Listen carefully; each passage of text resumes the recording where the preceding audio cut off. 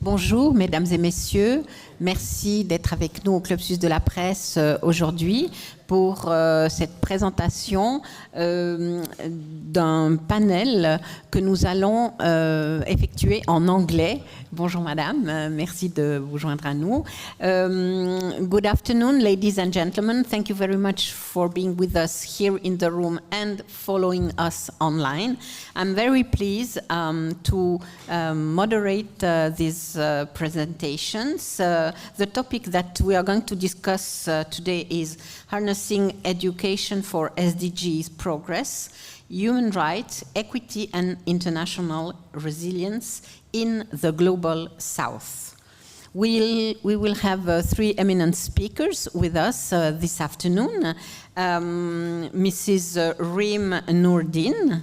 Mrs. Noureddin, are you with us?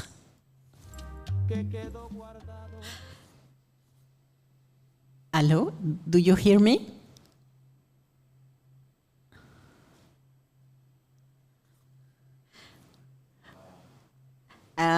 She will join us later, I think. We have Mrs. Munia Islam Mozumder. Are you here, madam? Good afternoon. Good afternoon. Yes, I'm here. Thank you. Welcome, madam. Thank you so much. And we have also Mrs. Delia Mamon. Good afternoon, madam. Thank you for being with us today. We are going to have the presentations of our three speakers, and then there will be some 15 minutes for questions. We'll start then with you, Mrs. Munia Islam Mozumder. Is it fine with you? Thank you. You are the Chief Executive Officer, Teach for Bangladesh. You are a transformative education leader whose journey spans grassroots teaching, humanitarian coordination, and educational leadership in crisis context. You'll have 15 minutes to explain us your actions. Please, the floor is yours. Thank you, Madam, for inviting me today and also giving me the floor to explain where we are standing at this very critical juncture of the world. So I actually thank everyone for joining the call today and listening to us patiently. We are here today to reflect on the recent events marked by many significant turning points in the journey of development sector, and every time when there is any turmoil, any crisis happens, we always see how education has been deprioritized. But education is not optional. It cannot be deprioritized. Education is a lifeline, and it's a basic human rights, even in emergencies. So I'm taking this floor today, not just to explain why education is important. I'm also taking this floor today as a call for action, because education is not only the responsibility of educators. Education needs holistic approach and needs everyone, because if we solve this puzzle, many puzzles would be solved as a ripple effect of it. We see oftentimes our communities suffer from malnutrition, communities suffer from WASH and other things, GBV, gender-based violence. All of these things can only be solved when we can have an educated generation. So I'm Munia. I am, as our moderator today said, I'm serving as the CEO of Teach for Bangladesh. At Teach for Bangladesh, we place capable, committed, and compassionate leaders who share an understanding of systemic inequity and are working tirelessly inside and outside the nation's classroom, mostly the government primary schools in Bangladesh, as a full-time teacher, whom we call fellows. And today, during our call, you may you may see me referring fellows in different scenarios. So as the global situation, the funding landscape is shifting, we are seeing how education is being impacted. So I'm coming from Bangladesh, a country which is deeply resilient yet incredibly challenged. In 2024, the young people of Bangladesh took the street for a peaceful student movement ignited by the demand for reform in the quota system. Let me tell you what is quota system in Bangladesh. The system intended to ensure fair representation and opportunities for marginalized groups, but it became a tool of favoritism and exclusion, primarily benefiting the allies of the then ruling party. So the quota meant to honor the sacrifice of the liberation war heroes regrettably turned into mechanism that serve the interest of those who are already in power. So after that, the July's protest, initially driven by and captured the frustration of millions and become a movement of mass people. So after that, the government brutal crackdown and going curfew to disrupt protest, mass arrest, harassment, false allegation, and internet blackout, and excessively armed force and tragic loss of lives, especially the students. After that, we have seen the emergency in the school. And as we work with like young people and also with small kids, because our fellows teach in the school, we saw how this overall incident and more than a month-long protest, and we call it July uprising, impacted the education system. After that, Bangladesh faced a flash flood that the country hasn't seen before. Overnight, 3 districts have been fully flooded, and there was also an emergency and a longer school closure around 27 days, the southern schools, especially where we operate. And then this year, when everything started to kind of like reopen and everyone was trying to go back to normal, then again the funding cuts and everything impacted. And as you already know, Bangladesh is a home of more than 1 million Rohingya refugees.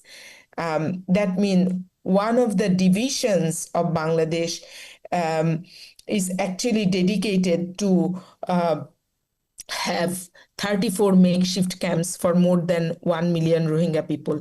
It also has impact on the host community's education system because the educated people in the host community go and serve the Rohingya camps. So in a nutshell, you can see there are lots of compound crises over here. One is existing Rohingya refugee crisis, education in emergency in one part of the country where we also operate, and then the natural disaster, and then the July uprising, the political turmoil.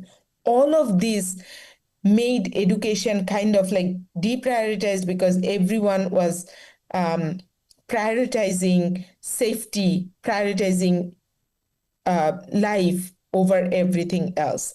And now when we are trying to hold up, we are seeing a huge shift of attention from education to other things. So I just try to reflect back, and I just try to think, what if we could provide the right education, then how the world would be different. And the chaos that we are seeing, what is the calm in this chaos? I just want to take a reflective pause over here because I feel like pause is also powerful as we are stepping back here today, because the world cannot afford any more delay or wait to serve students and education. So whoever listening to me from Bangladesh, from across the world, I just want to tell you that I have a dedicated group of educators who are showing up every day with chalk and blackboard in their classrooms, in the most marginalized classrooms. We have teacher educators, we have teacher coaches, supervisors, but we see how the way the world is now functioning, how deeply it is impacting the education system. And I don't know, without oxygen, without attention to the education and to the children and to the educators, the world can afford such chaos for so long. So I just want to end here and look forward to your questions, that education needs to be prioritized. If it is not now, then when? Thank you. Thank you very much, Madam, for your contribution.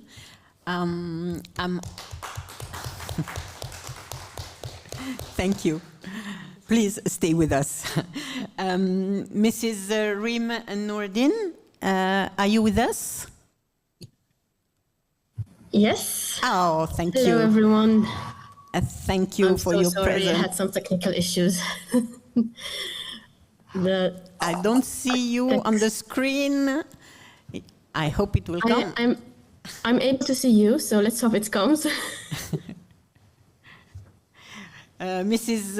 Reem Noureddin, you are a researcher, educator, and Arabic lecturer at King's College London. We don't see you on the screen. Oh, here you are. Welcome, madam. It's a pleasure to have you with us today. Thank you so much. It's an honor to be here. Thank you very much. Please, the floor is yours. Hello, everyone. Thank you so much for joining. Unfortunately, I couldn't be with you in person today, but I really appreciate opening the floor for me to join online. And again, sorry about the technical issues and the delay from my side. My name is Reem Noureddin. I was born and raised in Syria. And during actually, when I first got into university or college, unfortunately, the Syrian war broke in 2011. And I was realizing the children around me, the displaced families, and the devastation. And I noticed that what children are lacking the most is education. Schools were turned into collective shelters, and education learning stopped for almost 2 years for everyone, except those who had access to private education. And I started volunteering with local organizations and charities who wanted to support children getting access to at least a bit of informal education, just to have a sense of normalcy in their life, a bit of psychosocial support. I mean, it was very humble, but as Munia would say, I hope I'm pronouncing your name correctly. It was just volunteering, trying to do what we can do. And this evolved into a passion for education, for learning, for how it actually can change the world and change lives. And it turned into an academic and professional path. So in 2020, after volunteering and working with multiple organizations in the domain of education, I started my master's degree in the United Kingdom about education and gender. And today, I would like to talk to you more about my research findings and to learn, of course, from the experience of everyone in the room. I think maybe our focus for today will be bridging what we learn from academia to what we have on the ground, to make it actually effective for everyone. And as my main focus is gender, and I practically look at how Syrian women and girls are denied from their right to education just for being girls, because the gender norms and traditions would say that girls belong to the kitchen, and that marrying at an early age will protect them from, especially in displacement in camp settings, and that there's no need to stay in school for long times. On the other hand, we have family who are trying so hard to keep their children in school. Sometimes we read stories of families even selling their furniture to be able to provide the costs of textbooks and transportation for schools.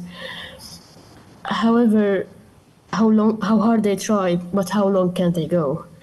And again, as my amazing colleague mentioned, when in a state of disaster or a state of an emergency, the world tends to think that the most important thing is to provide shelter and food for the affected population, which is of course true, but also humans need much more than this just to survive.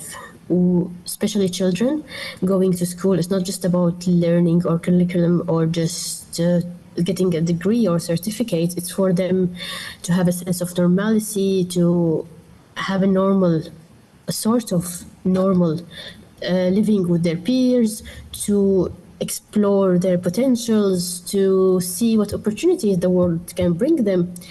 And unfortunately, when they are not able to have good education, they are denied of so much future opportunities in life, and they are denied of their right to choose the life they want to do.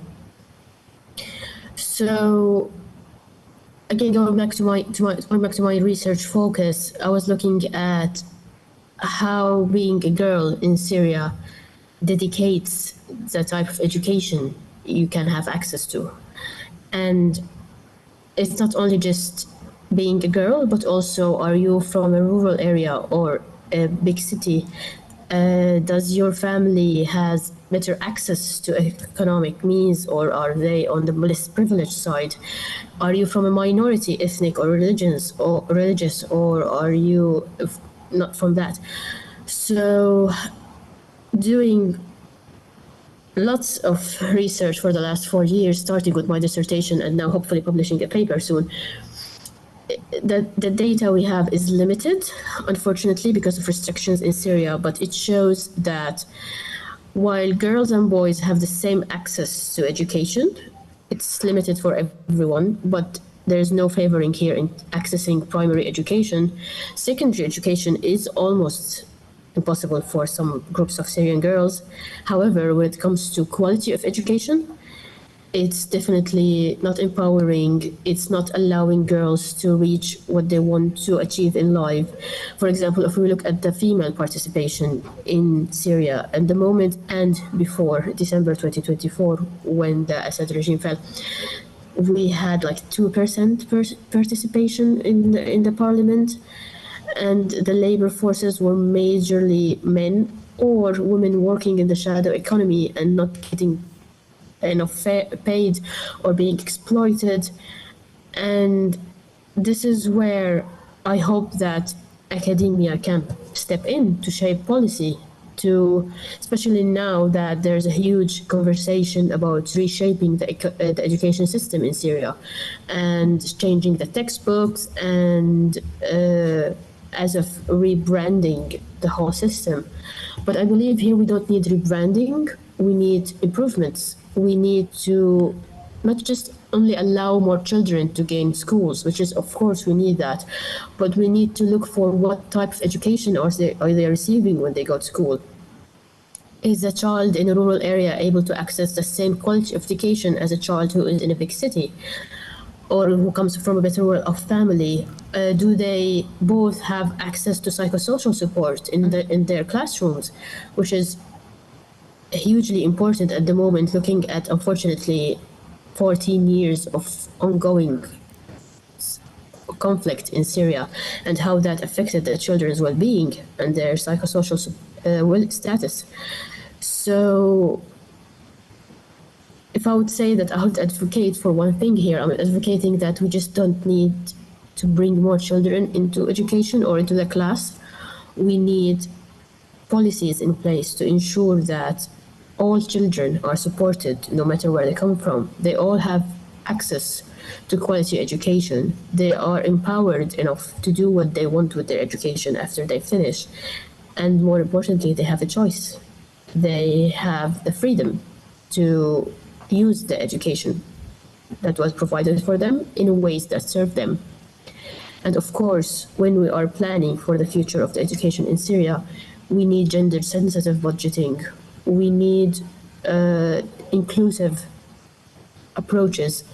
It's not a one approach fits all kind of thing right now, which is what seems to be happening. We need to focus on the reasons why some groups are excluded or were excluded, and remember that we don't want the education system to reproduce inequalities over and over again. We don't want what was happening in the last 50 years to continue to be happening right now.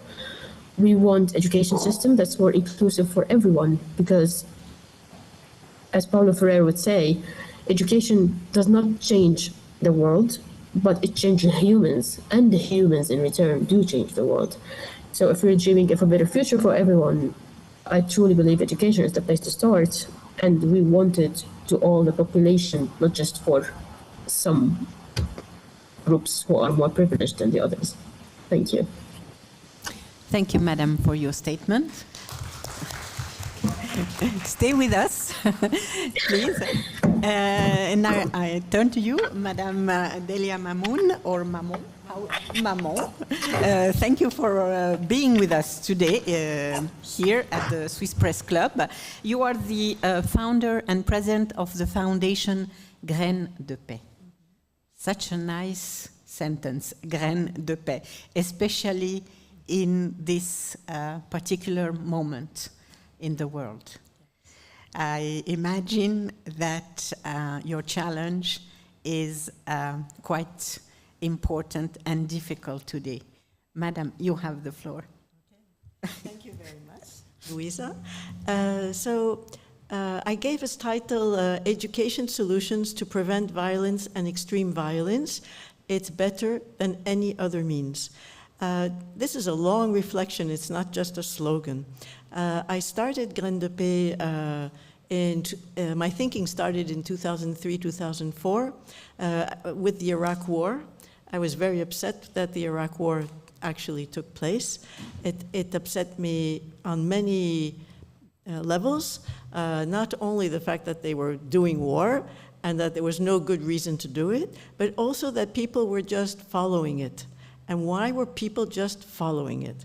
This shocked me to such a point that I said to myself, something is missing in our education. Because I'm just going to turn my slides because I think I have a slide. Yes, here we are. So I was looking at, we have cultures that are teaching us peace. Whatever culture we come from, it teaches peace. Whatever religion we come from, it teaches peace. Whatever country we are in, there are laws that teach us peace, to live together. We have constitutions. We have the Declaration of Human Rights. And we have diplomats. And we have never reached such a stage of third level of education. So people are getting doctorates, so many more than, let's say, 50 years ago. So what is going wrong? And so that's the start of my reflection. And I came to the conclusion, one, that people, why did they not have this ability to discern what is kind of hidden? And the second thing was something wrong with the way education was designed. And from there, I just thought and thought and thought, interacted, of course, and came up with a concept where first we had to put forward human values, and that was the way to bridge people beyond differences in religion, culture, ethnic groups, looks, whatever it was. But human values really was a beautiful way of uniting us. And I've experienced this many times. So, and when I experience it, it's so strong It's so emotionally beautiful that you meet someone with a totally different religion, a totally different way of believing, and we look at each other and we say to each other, we're very different, but we are so similar when we're looking for something. And this is at you can say a spiritual level, but you can just say it's a connection that happens. So this influenced me greatly. Did I go too fast? Yes. Did I not? I'm trying to read the page. I can't see the page. So anyway, we are working in North Benin, and there we have huge, I think I skipped a slide here. Let me see.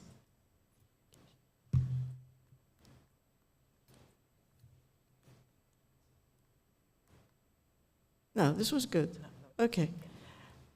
So this is the right one. So first I will talk about the context, and then the causes, and then the solutions, and then the impact, which is the very logical structure. North Benin, we were called in by ministerial authorities. They had huge disciplinary violence. 91% of children are victims of disciplinary violence, and that is from teachers, from brothers and sisters, from parents, and between themselves. So it's huge. I mean, in other words, and when we talk about disciplinary violence, we Europeans are, we think it's okay, we hit on the face, or we got a slap on the back. No, disciplinary violence in Benin is serious. Children are sometimes hit to the point of being bleeding, and parents are so proud that they're doing this that they film their children as they're beating them. So we have a huge issue to resolve, and we have to find it in a way that is not colonial, that is not we telling them how to do it. They have to come up with it themselves. And to do that, we help them test methods that make them successful in putting forth good discipline. Then when they've tested it, they liked it, and that's how we get buy-in. So this is very important for us. Apart from disciplinary violence, there's huge sexual violence. It's not normal that a girl that goes to school when she's 14 ends up pregnant during the year, but it happens all the time. And of course, they don't want the girl to get any relationship with men, but the men are the ones doing this. And so how they solve this is they marry their girl. So either they married because she had sexual violence, or they marry her before the sexual violence comes, i.e. at the age of 9 or 10 or 11, which is a disaster for everybody. And so the last point is that in North Benin, there is extreme violence against schools. And we need to understand why, so that we can resolve it. We first have to understand, and then we can find solutions. So all this, these three things, has serious impact on education. As you can read, 56% of 10-year-olds are unable to read simple texts, and this is a problem across Africa. And probably it's happening now in our modern countries, where there's less and less children able to read and count. There's joblessness. And the joblessness is due also because school is so horrible, because teachers are hitting and children don't like it. So they actually abandon school, and the parents are supporting this because they prefer the kids working in the field. They need the help. So it's a vicious circle. And then we have huge insecurity. So parents don't want to send their children to school if the school is going to be attacked by extreme violence. So now we're going to understand why all this is happening. So what do we see? We see that in lots of African countries, including Benin. I've also worked elsewhere. The classes are overcrowded, which means some classes can be up to 120 people. But even if there are 50, it's already too much. So we're so far away from what needs to be done. If you're in a class of 40, well, like I was in French school, or 36, there was the first 2 rows that were following, and the next 2 or 3 rows that were sleeping or playing cards or doing other things and talking. I mean, and the discipline was important, but they couldn't put it through because the class is too big, and so the teacher only concentrates on the first 2 rows, and even the first row.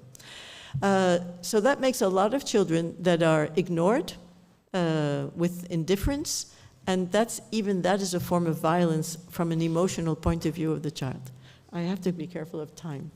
So the learning is very poor because the teachers are poorly trained, and they're poorly trained in everything that is about children's emotions, children's needs, children's capabilities. They underestimate children's capabilities, including reflection and discernment. So we're back to starting point. So the teacher in most of the countries in the world, they've been taught that their profession is to bring to the students by word of mouth. They speak and they write on the board, and the children are supposed to copy and learn. And this is so passive, with no questioning or so little questioning, you mustn't be surprised that children are either bored or becoming hyperactive because they want to move, which is so natural. Anyway, so the motivation is low, and also teacher motivation is low. All this to say is that this creates violent teaching. So if the teacher is frustrated, the teacher becomes violent. If there's nobody listening, the teacher becomes violent. And the lacking piece of the puzzle is that there are no life skills. What is a life skill? It's the ability to function in life. So it's the competence to function with other people and with oneself. So life skills include emotional skills, relationship skills, intercultural skills, reflection skills, discernment skills, problem-solving skills, and agency skills, and engagement skills. So there's a whole range, the ability to include others, the ability to welcome others, the ability to help a person calm down. So how do you prevent violence? All these are life skills, and some cultures have beautiful solutions, but most don't, unfortunately. So we're going to turn the page, and the question is now, we have to redesign education. How do you redesign education? People tell me, oh, but that's a mountain, you won't succeed. No, it's not a mountain. It's actually simple. And it's very important to put that in one's mind, that when things are viewed as simple, we manage to do them. If we see the mountain, we can't do them. So the first thing you can do for overcrowded classes is you organize the classroom in very small groups. And in Africa, they're sitting on benches, so it's very inflexible. And yet, even here, it's very easy, and I've proved it umpteen times, to bring the children, either they work by 2, or they can work by 3 along the bench, or they can swivel on the back of the bench and speak to the neighbors behind and work together.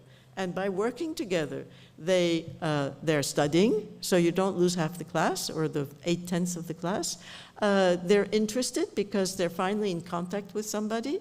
They are also in contact with people of their age, so that makes them happy.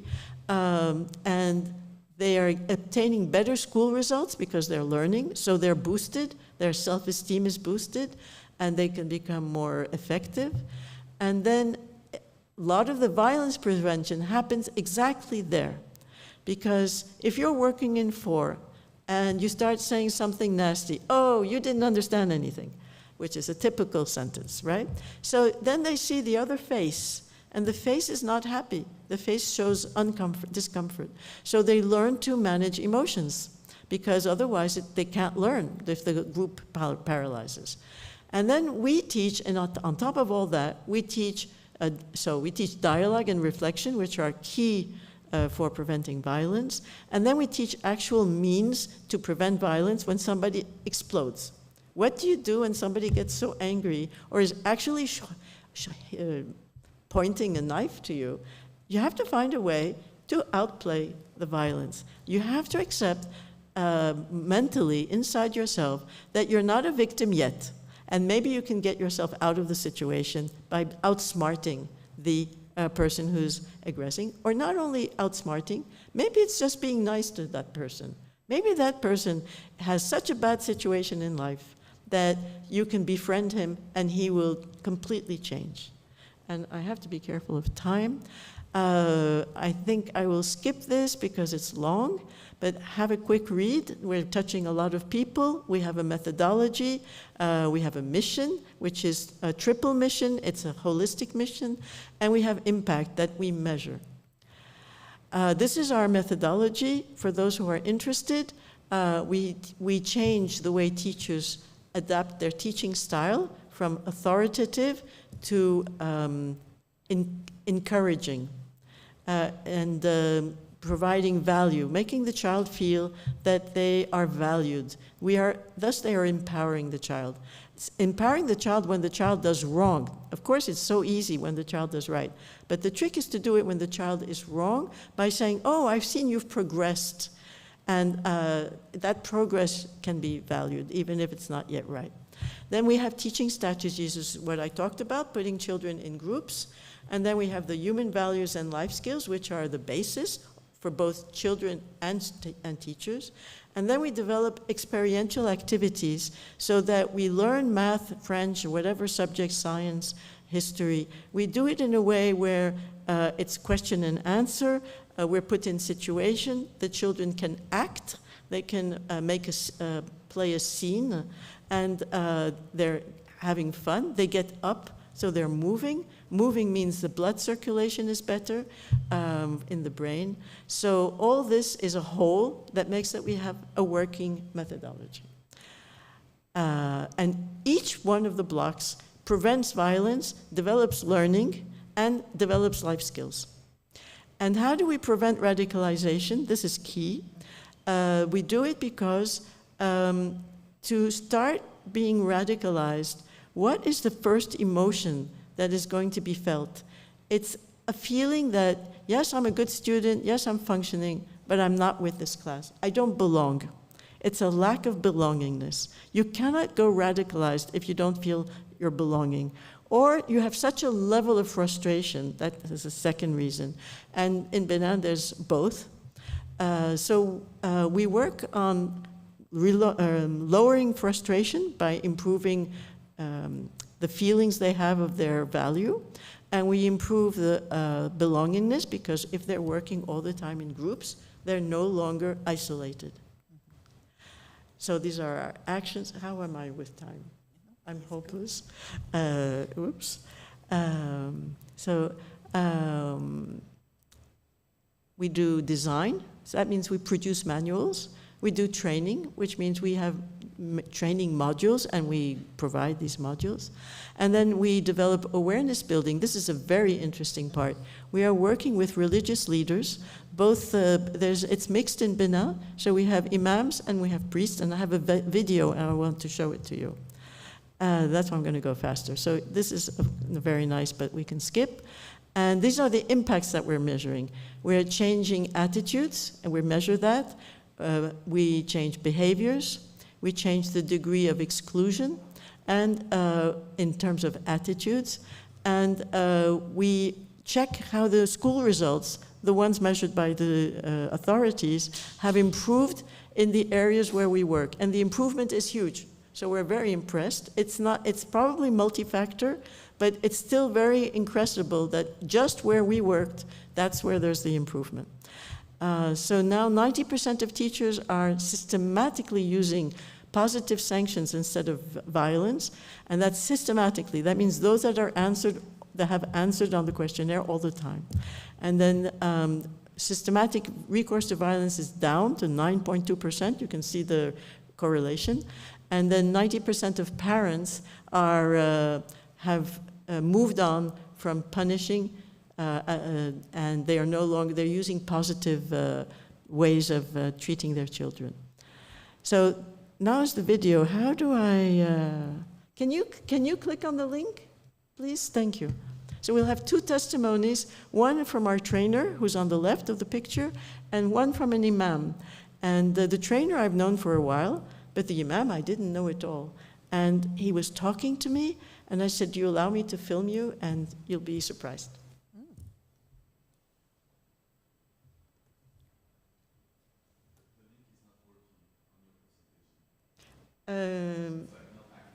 Okay, can you copy the link and stick it on the internet?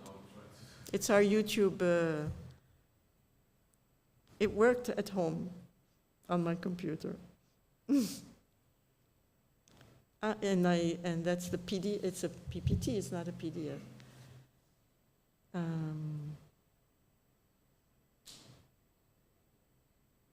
So maybe in the meantime, if I may, Yes.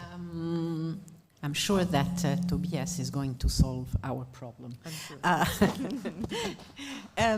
My question, Madam, you have said that parents are changing somehow their behalf. Yes.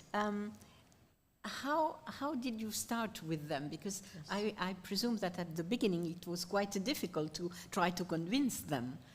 Well, it's Was it amazing. slowly, or give us some hints? Yes. Please. Okay, first of all, how do we do it? So how do we meet parents? So we have, we work with the Ministry of Social Affairs. We train their social workers. So it's their staff that goes there. It's not white people, it's locals.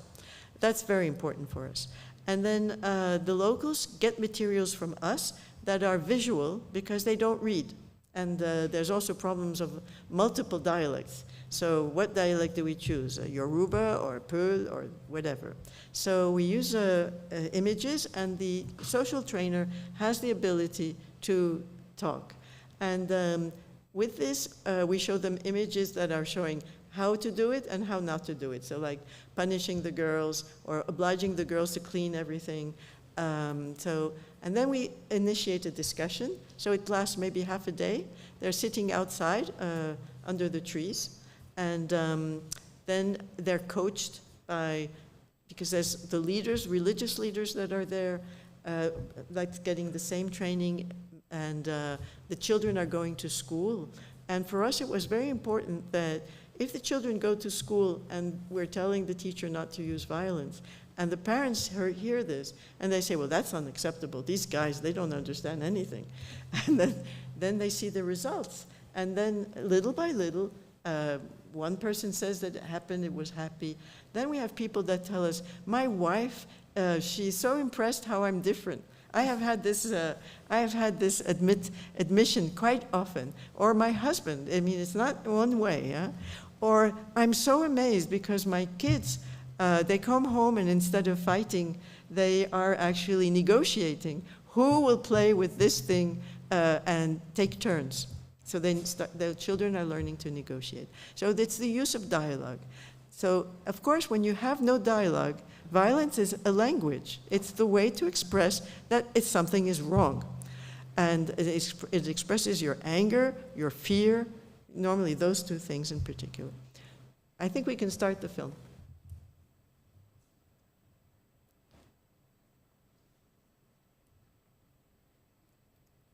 It lasts about 3-4 minutes.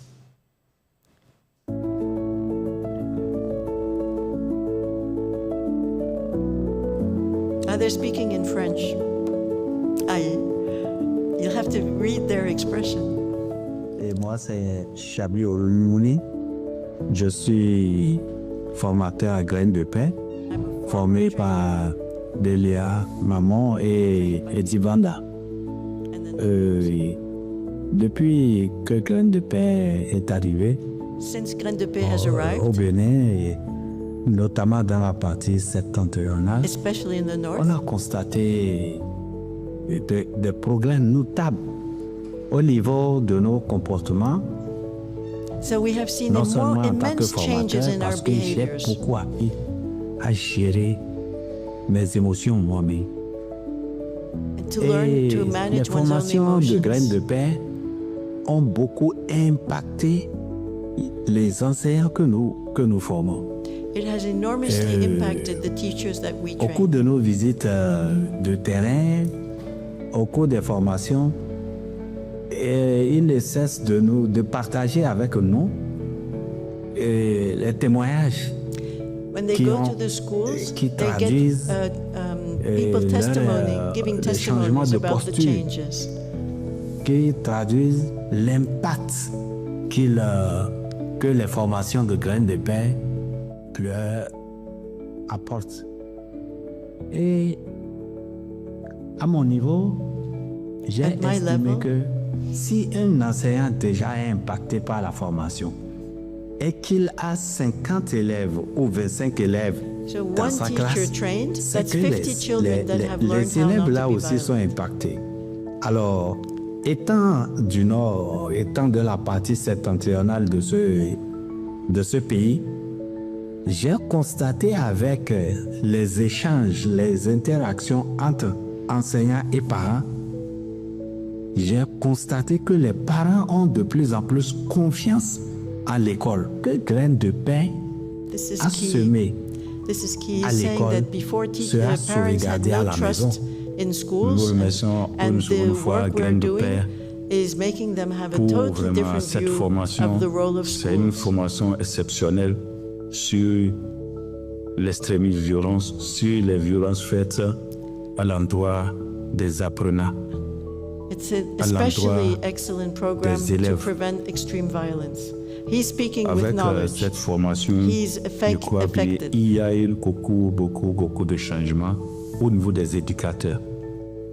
Parce que les éducateurs maintenant sont éduqués et leur éducation a laissé que les anciennes manières de violence faites, que ce soit psychologiquement, moralement et voire même châtiment corporel, ils craignent des pères, les a formés et ils ont mis croix à tous ces types de This is a very châtiments strong corporels. statement. He's saying that the ones we trained, Tout not the simplement teachers but the à toute educators, cette forme de they have learned violence to à understand l'endroit des that élèves. all forms of violence, Et not en only tant que physical but leader psychological, religieux, moral, they have put et a en cross tant que on it. They vous, don't do it présidente anymore. de Graines de Paix, There's like a huge on a change une in them. doléance de cet effort et de faire part et nous donner cette formation dans nos écoles coraniques et vous serez la bienvenue. So he said in the end that he has a request, a demand, and the demand is that we also do this program in all the Quranic schools in Benin. Ah, wie gross er geworden ist. Jetzt macht er sich schon sein Essen. Ist das mein Herz, das von Stolz fast platzt? Thank you so much, Madam, for sharing the videos with us and for your very interesting statement. Before we give the floor to the audience for questions, I would like to ask you, ladies, the same question for the three of you. What is for you the main challenge that you are facing in today's world, in your situation? Perhaps we can start with you, Madame Mamon, and then we go back to the other two panelists. Okay. Well, running an NGO is a challenge. I used to work in government and then in business, and I can tell you the level of difficulty is much higher, much more challenging. Why? Because finance goes up, down, up, down. And so you have people that are hired, and then what do? There's no more money. The person said that they would pay. The Swiss government, I shouldn't say this, but there's the donor, it can be any donor. They say that the money will be given in January, and we get it in December. I mean, what do we do during the 12 months? How do we pay the staff? So that's the huge challenge. Challenge number two, and the two ladies, I'm sure will say the same. Right now, we're in the worst situation for the world. Mm-hmm. Now, forget the NGOs. Mm-hmm. We're in the worst situation for the world because everybody is putting the money into arms. There's no worse situation than putting money into arms. Mm-hmm. Why? Because if you put money into arms, they will be used. And, mm-hmm. and who says that Switzerland, this most incredible, peaceful country, doesn't get bombs or drones that destroy? They're already getting cyber attacks every day. So this business of thinking that you protect yourself with arms is a mistake. It's, I would like to say, a male mistake. It's more a reaction of men than women. We don't see that like that. We would like to help you see things differently. Sorry.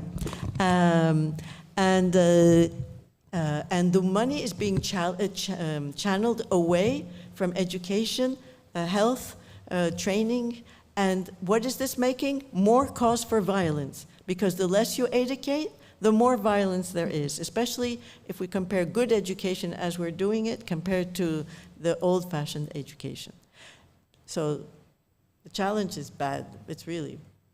So this is an appeal that you are launching. It's an appeal, yes. It's an appeal. It's an appeal of the whole organization. I would like to thank our Ruba and Jusoor for making this happen, because her idea was to talk about what do we do with all the crises, and then we widened it to pre-crisis and post-crisis, because there's work in the 3 areas.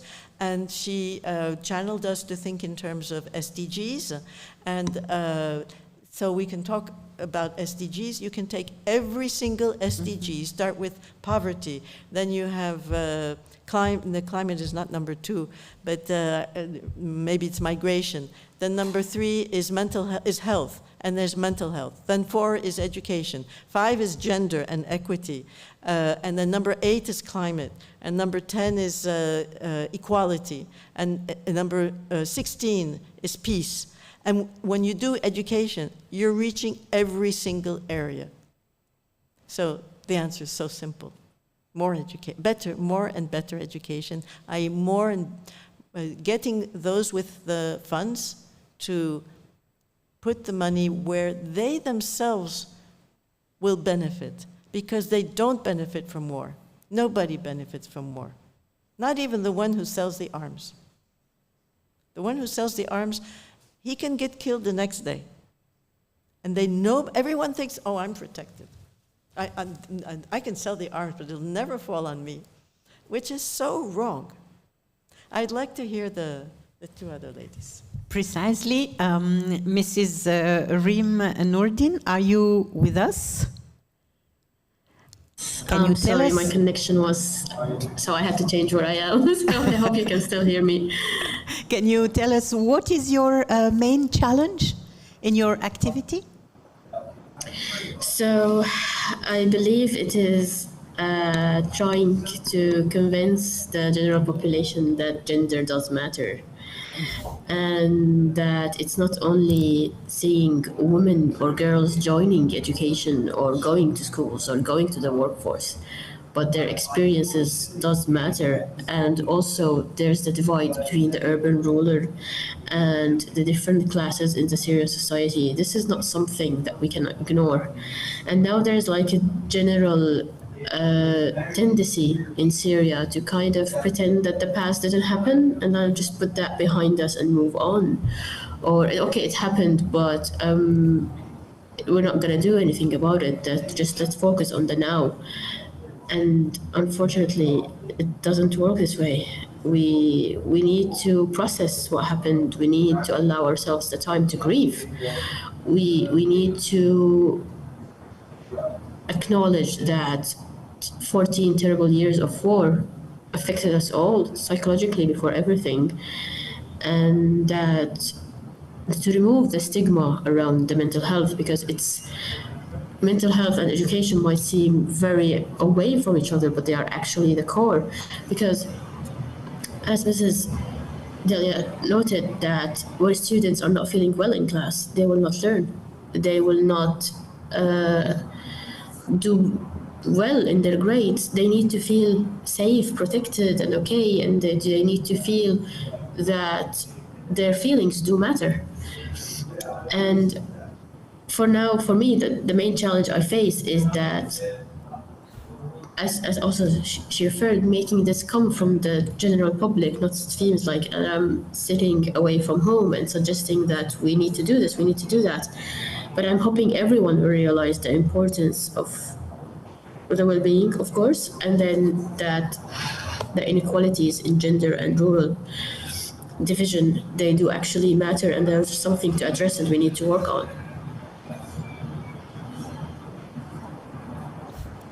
Thank you. Mrs. Munia Islam Mozumder, are you with us also? Yes, I see you. Thank you. What is your main challenges today in your activities? Right.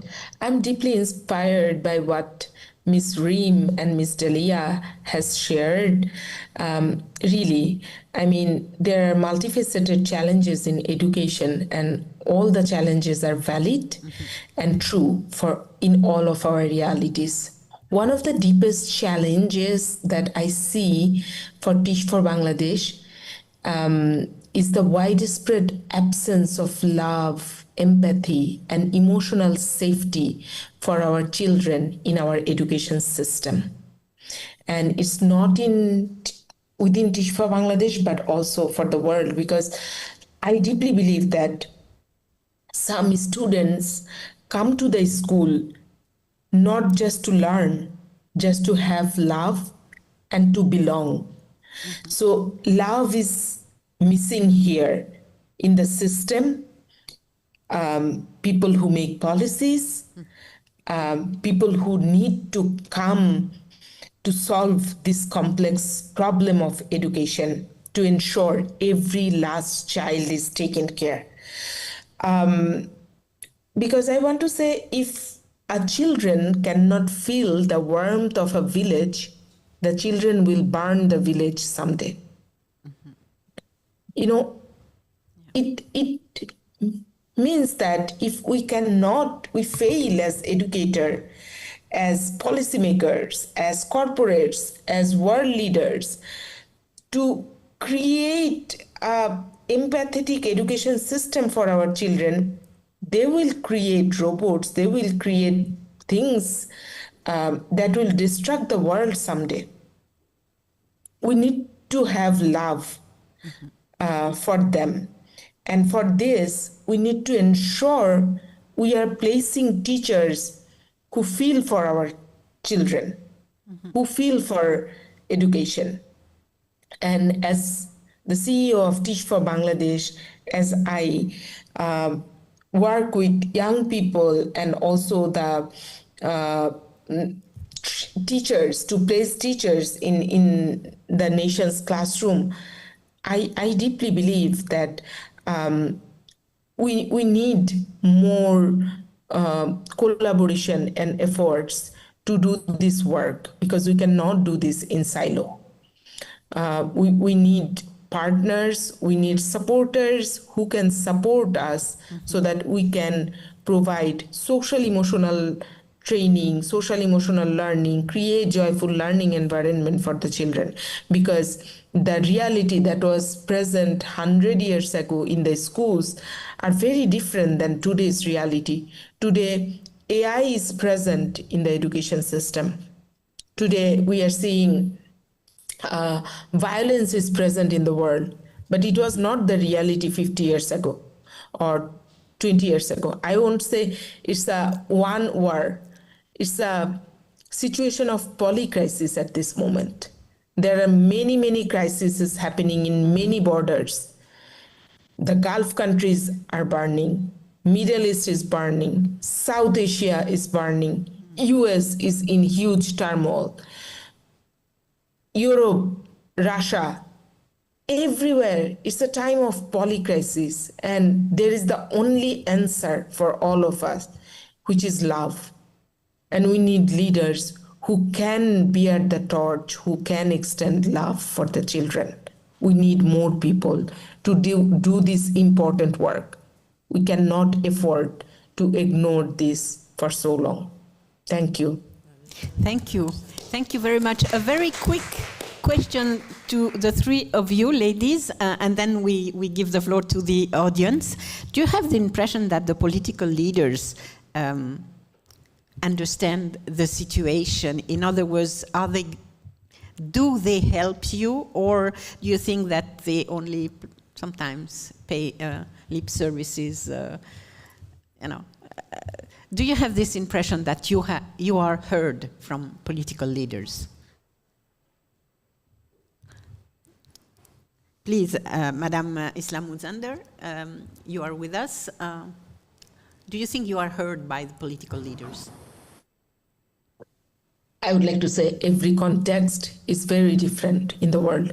Right at this moment in Bangladesh, we have an interim situation going on. We don't have any political parties or political government at this moment. But holistically, I can tell you that education is being deprioritized by all kind of leaders, political leaders, many corporations who need to put more attention, because we can't run business, we can't run banks by robots. We need human, and we need teachers to create responsible human who are worthy of love, dignity, and agency. So I would like to say, yes, educators are big time being unheard by political leaders from north to south, east to west. Thank you. Thank you. Mrs. Reem Noureddin, Thank you. are you heard by political leaders?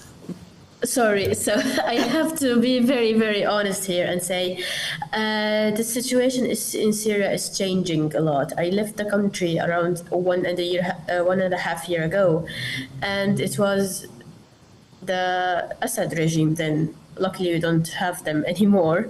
So I don't have any experience with the de facto government in Syria at the moment. However, looking at the landscape, it seems positive, I would say. They are trying to get in touch with Syrian scholars, organizing events. They are looking into reshaping the textbooks, and they recognize the importance of the education. However, my concern is that who is invited to the table to discuss the educational reforms, whose word will be taken into consideration when reshaping the textbooks. And again, when we look at most of the photos emerging, it's largely dominated by men. And the women representation is very limited, sometimes non-existent. So yes, they definitely do recognize the importance of education, and they are working towards improving it. However, I wish there is a space for everyone to participate in this and not to be limited to a specific group of people. Thank you very much. Thank you. Madam, are you heard by political leaders? So I will say it slightly differently. When we work with a Minister of Education and a Minister of Social Affairs, then those two people sit every week with the President of the country, and next to them is the guy dealing with violence, because he's the police minister or the defense minister. And so I can say that in Bina, we are very lucky. The education minister and the social affairs minister are incredibly alert, intelligent, forward-thinking, and want their country to develop. So that's that. If I compare Switzerland, it's totally different, because Switzerland is cantonal, education is per canton, there is no government to speak with. So we work canton by canton, and no, there's no political hearing. But the positive message is the following. If we are talented in using social media, then we should use social media as much as possible. Why? Because we should invite, of course, political leaders to read us. And also we invite journalists to read us.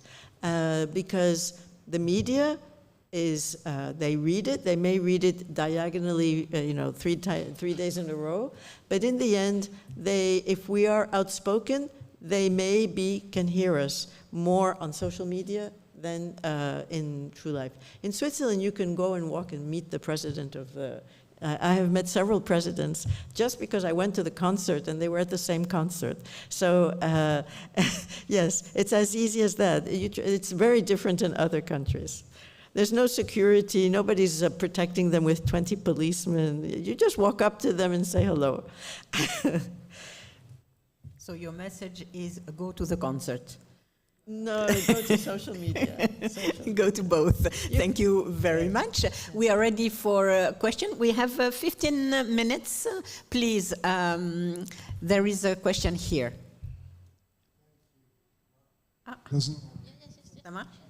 Yeah. We hear you. Yeah. We hear you. Okay, thank you. First, I want to congratulate the speakers.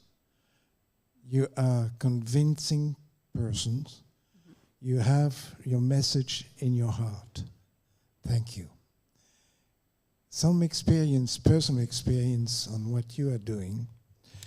You mentioned the school, the address to the first 2 rows, and the other one, like when I was sitting in the back, I was dreaming of something else. I'm teaching message in your heart. Thank you. Some experience, personal experience on what you are doing.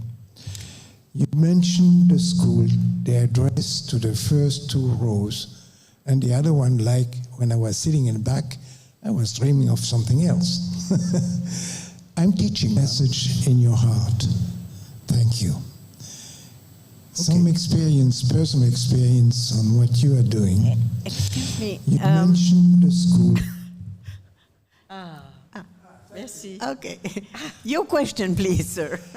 Yes. Regarding the schools, the 2 first row, I'm teaching in University for the Poor. The first thing I did is to say, take those benches, those desks away, and let's have a circle. And I can speak equally to every student. And they speak to me equally. So that's a little trick, okay? Not with 100. J'ai pas entendu. Not with 100 students. We can do this in a Swiss class. Well, we have trouble doing it in a big you class. have to reduce making several groups, Yes. but have it this way. It's Yes. much more effective. And it's a lesson in math as well. Yeah. I have been the president of International Rainwater Harvesting. And in this NGO, we're promoting drinkable waters and using ancestors' know-how, because the water is a problem from the beginning of the world. They had their solution, which we have forgotten because with our technologies, and those solutions are very good, especially in countries which don't have access to technology. And we're mixing them. But the experience that I can say is that we are building blue schools. In those blue schools, we are teaching, of course, the values and so on, how to do a garden, how to start to have a decent life. But also I notice one thing. In schools where you have 100 kids or more, and you have only 1 toilet, or maybe none, imagine the promiscuity. You were mentioning that the girls were what you know. So our objective was to build latrines. That's another experience. Now, may I read to you what I'm trying to do now? If you can just summarize, because we can take then 1 or 2 more questions before we close. Or we can continue. There's a question behind. Yes. Thank you. Thank you, sir. I want to know, I think I know your organization. I think I know your organization. It's run by a Bulgarian lady, no? No? Talking to you. No, anyway. So the other I was question talking to the man who spoke. That man behind, Yes. he was wanting to speak. You wanted to speak too? Yes, please. First, I would like to thank the moderator, the speakers, Jusoor as well, for this fantastic side event. Let me start with the education. It's a matter to lead people benefited from all rights. Second, in the UN Sustainable Development It's very hard to understand. goals, it's a good education. And it's very different between education and good education. The third, if I can say, our challenges in the Arab world is how we change our education system from focusing in skills to focusing in mindset or in enhancing experience or enhancing values. In the Arab world, our student is graduated with a very high skills, let's say hard skills, but we are very limited in soft skills. And I think it's appeal to send a message to the leaders that you mentioned, that to start change our education from focusing in skills to focusing in values and mindset. Thank you. Thank you very much. I think we have time for one more question. Yes, sir. Thank you very much. My name is Dr. Yanko. I am President Chief Executive for ICA Human Rights. Is an NGO with ECOSOC, with the United Nations. My English is a little, excuse me, but I want to congratulate this person who organized this meeting, and thank you, Issa. Issa is the person who invited me here. I'm very happy to listen SDG for education. Our organization are doing big work for garden school in Senegal. We are starting down because it's a basic for education. We are doing many schools in rural zone actually, and we are very happy to listen what we are listening here today for the education. Thank you very much. It was just the suggestion. Congratulations again for the President for Grand Peace. We are very happy to listen your newsletter. Each month we receive it. Thank you very much. Congratulations. Thank you very much, sir. Tobias is telling me that there is a question online for Mrs. Reem Noureddin, and the question from Christian is, given your experience in Syria and other conflict zones, how do we move from short-term education interventions to longer-term systematic reform, particularly in settings where crises are procreated and displacement is a long-lasting situation? Are you with us, Mrs. Noureddin? Yes, Okay. Thank you so much, Kristen. Such an important question, and I think each and every one of us working in conflict zones have asked this to ourselves once. I wouldn't say I exactly know the full answer for this, as Syria just emerged from the conflict and it's somehow still ongoing. My experience was working during the conflict, and however, I would say that from what we experienced, that especially in terms of camps, there were very, very successful interventions where even in camps, they were able to teach continuously, which is turning the tents or the sheltered accommodations into learning centers. However, this faces many challenges. The number one challenge I can think of is the certificates, and that this education at some point needs to be recognized. It's not enough so just children go to school, because they will also want to have certificates to be able to use their education in the work market. So I would say here we need to start, unfortunately, with funding, allowing education organizations that work on education to have continuous funding. The main problem was that, again, as you said, it's short-term interventions, but we needed something on the long term. We need programs that run for years. And whoever the government is in that particular conflict, we need their support. To one of the main issues we faced with the Syrian regime at the time, that they will not issue any sort of certificates for informal learning, especially the programs run in camps and tents, which is understandable. But however, this stopped so many children from accessing further opportunities. So I would say it's both funding opportunities for longer terms and also collaborating with the authorities in the place to ensure that the education happening gets the recognition it needs to allow children to access further opportunities. Of course, there are so many more aspects to this, but to keep it short here and to just reflect on my own experience, that might be many more levels to look at. Thank you.